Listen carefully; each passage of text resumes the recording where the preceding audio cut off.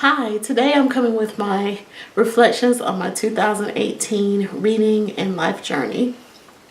This year I decided to participate with Denise D. Cooper's brainchild of having a reading blackout where several readers, we would read all African American authors for the year of 2018.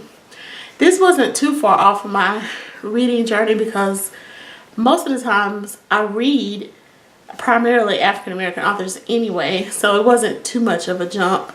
But this year, that's all I've strictly read.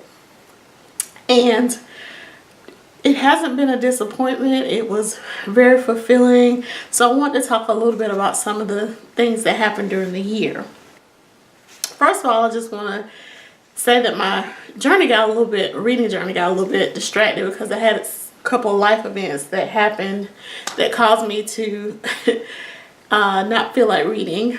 One of those is that my church went through the process of selecting a new pastor. And anybody that's been through that knows that the midterm elections didn't have nothing on what happens during that process. So it was a lot of mess, and a lot of mess continues. So if you believe in the power of prayer, please pray for my church. We're still trying to mesh leader with congregation. The other life event that kind of threw my reading off was my grandfather passed away. And many of you have seen him in my April videos when I do the National Poetry Month, because I would feature a poem or a selection that reminded me of him. And he was 104 years old when he passed away in October.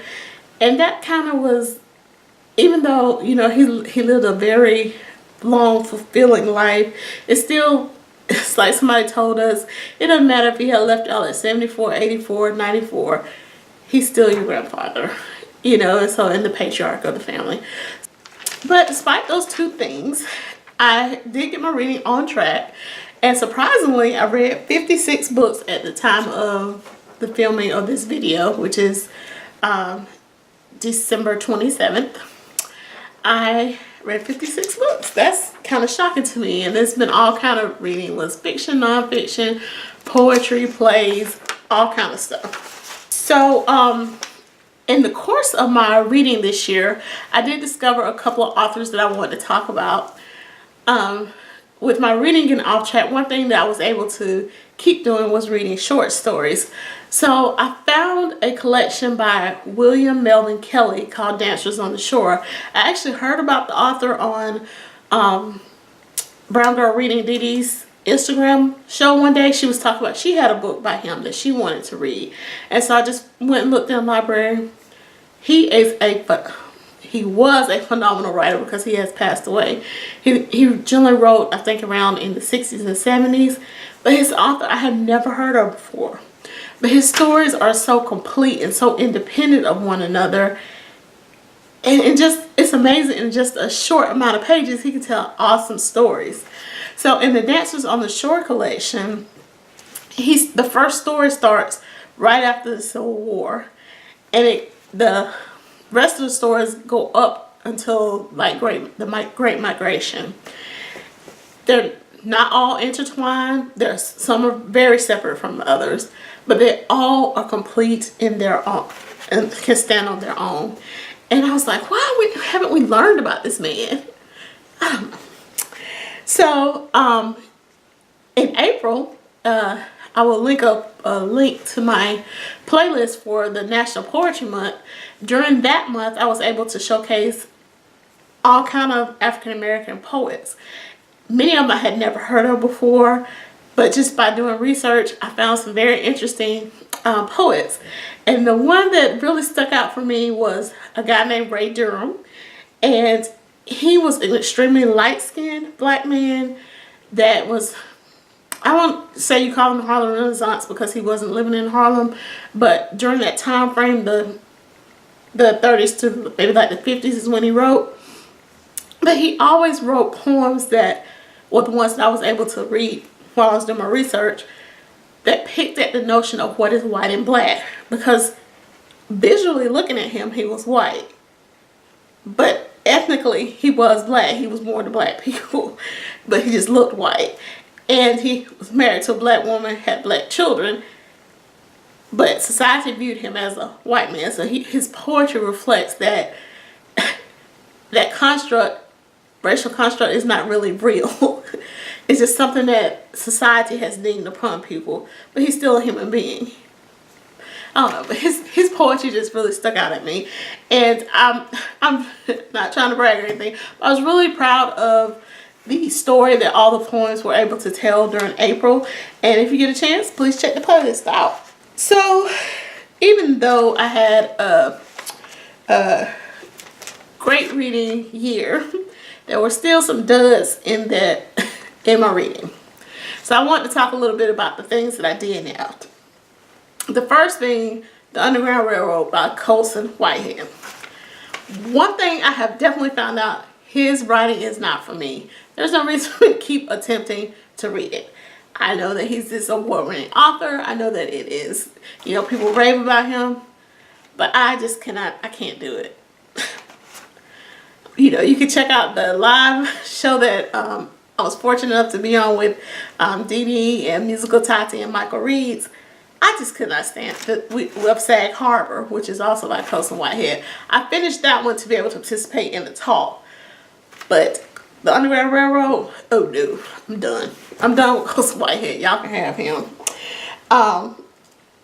Another book that I did now was The Dead Man's Wife by Solomon Jones.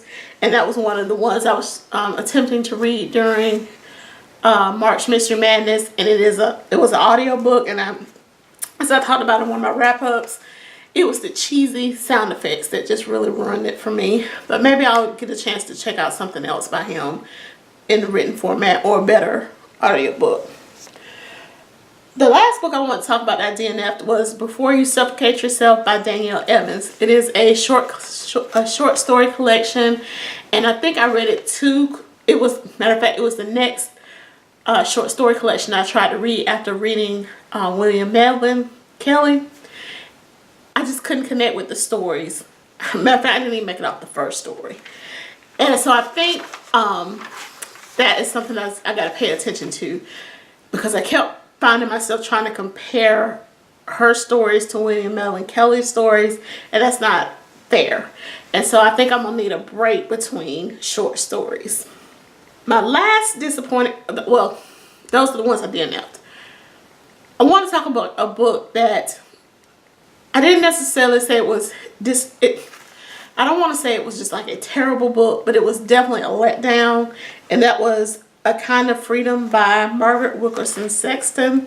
It is a debut novel, and it seems like it would be good. It was a multi-generational story about a family from New Orleans. Well, I was listening to it and reading on my Kindle. When I was listening to it, when it jumped between generations, I thought it was something on the audiobook. But going back into my Kindle, I was like, oh no, this is how it goes. And it was just abrupt jumps. The story was nothing outstanding. Nothing happened in the story that made it so wonderful. Her writing was solid, but it wasn't anything that was like, ooh, let me copy this sentence down and you know, study how she made this flow. And so it really was just a letdown, because I was expecting it to be so good. And one, I'm always curious about New Orleans culture, so I was expecting to read something that was so engrossing, and it just wasn't. It just felt very, very flat. But the rest of everything else I read was pretty much 4 or 5 stars. Those are just the ones I want to talk about. So looking forward to 2019. My first reading goal is going to be, I'm going to read, one of my first reads in 2019 will be by a white author. Yes, I want to make sure that I haven't become a book snob and only turn my nose up, that I will turn my nose up at white authors or other ethnicities. So, one of my first reading attempts in the new year will be of a white author, just to make sure I'm evenly grounded. The second thing I want to do, which I know is probably will fail within the first week, is to stop going to the library. Nothing against, I love libraries. That's my problem. So, I just check out all these books. I don't follow my TBR. And then I got shelves of books and books on my Kindle that I have not read. And I really need to do those, read those. But there's this library, you know, it's so quiet and you got all these books and oh, I've heard of this one, let me pick it up. And it's just getting me where I'm not taking care of business at home. So I'm saying it, but I'm probably gonna break it. I already know it. I know it. But y'all, if y'all see, just say something in my comments. Say, oh, I thought you were going to the library again. Oh, so I have books by Black authors, non-Black authors, and I have books on my Kindle. So that's gonna be my third goal. I need to rotate between all those. Make sure to read from both my shelves, the non-Black and the Black authors, as well as books that are on my Kindle. And I talked about this a little bit earlier. My fourth goal is to limit my short story collections, reading those. I'm thinking that maybe I'll do every other month or maybe once a quarter, because like I said, I had the problem of comparing short stories to William Melvin Kelley, which wasn't fair to the other ones that I was trying to read like back to back to him.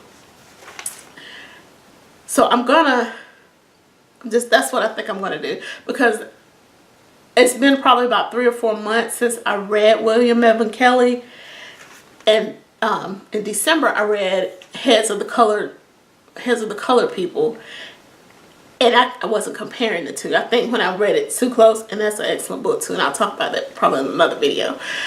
But I think it was just too close for me to try and read before you suffocate your own fool self.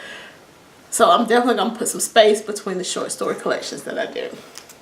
One thing I had did earlier in 2018 was to do my monthly wrap-ups, like short clips, to make a clip of each book that I finished, so that I wouldn't have to sit somewhere for 15 minutes trying to talk about my monthly reads. I just, as soon as I finished a book, did my thoughts, and I just edited them together.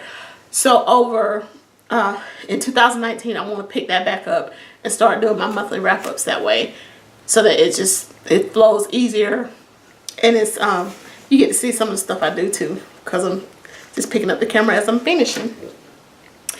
And lastly, I talked about my church going through transition. So in this transition, I was asked to be a Sunday school teacher. So I teach the adult class in my church, and I've noticed since I've been doing this that there are people on YouTube that actually put their Sunday school lesson in a video. So I'm thinking about starting a Sunday school channel. Not sure if I'm gonna do it, because I think it will require a lot of work, but I don't know, it may be good for me to practice my lessons ahead of time on YouTube. So if you have a suggestion, or if you watch those or think it'll be a good idea, let me know in the comments as well. So these are my reflections from 2018 and what I hope to accomplish in 2019. I hope you had a good reading year. I'm looking forward to watching everyone else's videos. Thanks for watching and have a great day.